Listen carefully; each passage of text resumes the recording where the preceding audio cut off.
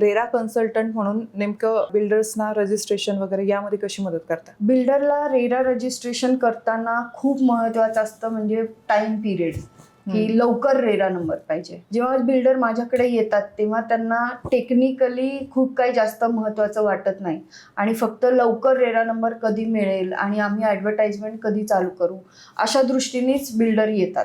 मात्र माझ्याकडे आल्यानंतर आम्ही त्यांचं पूर्ण डॉक्युमेंट्स चेक करतो, म्हणजे जमीन खरेदीचे डॉक्युमेंट्स किंवा त्यांचा प्लॅन कसा सँक्शन झालेला आहे, प्लॅनमध्ये काही त्रुटी नाही आहेत ना, हे सगळं चेक करून मग रेराचे डॉक्युमेंटेशन बनवून मग त्यांचा रेरा नंबर त्यांना दिला जातो आणि त्याच्यासाठी ॲप्लिकेशन केलं जातं. अच्छा. साधारणपणे एखाद्या क्षेत्रात काम करायचं असेल तर एक टर्निंग पॉईंट असतो.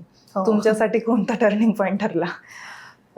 माझ्यासाठी सर्वसाधारण बायकांच्या आयुष्यात जो पॉईंट येतो, मेजर टर्निंग पॉईंट, तो म्हणजे लग्न. माझ्या आयुष्यात पण तोच टर्निंग पॉईंट होता आणि त्यानंतर नवऱ्याची साथ इतकी चांगली मिळाली की तिथून मग रिअल इस्टेट क्षेत्रामध्ये काम करणं किंवा बिल्डरच्या ऑफिसमध्ये काम करणं. आणि बिल्डरच्या ऑफिसमध्ये काम करत असताना खूप वेळ काम करावं लागतं, रात्र दिवस काही बघितलं जात नाही, प्रचंड प्रमाणात काम असतं.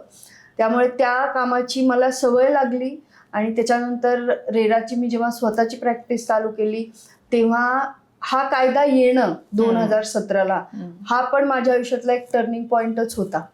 आणि तोपर्यंत संसार भरपूर पुढे गेलेला होता, वेळ होता, त्यामुळे तो वेळ मी पूर्णपणे प्रॅक्टिसमध्ये लावला आणि तशी ती प्रॅक्टिस आजपर्यंत सुरू आहे.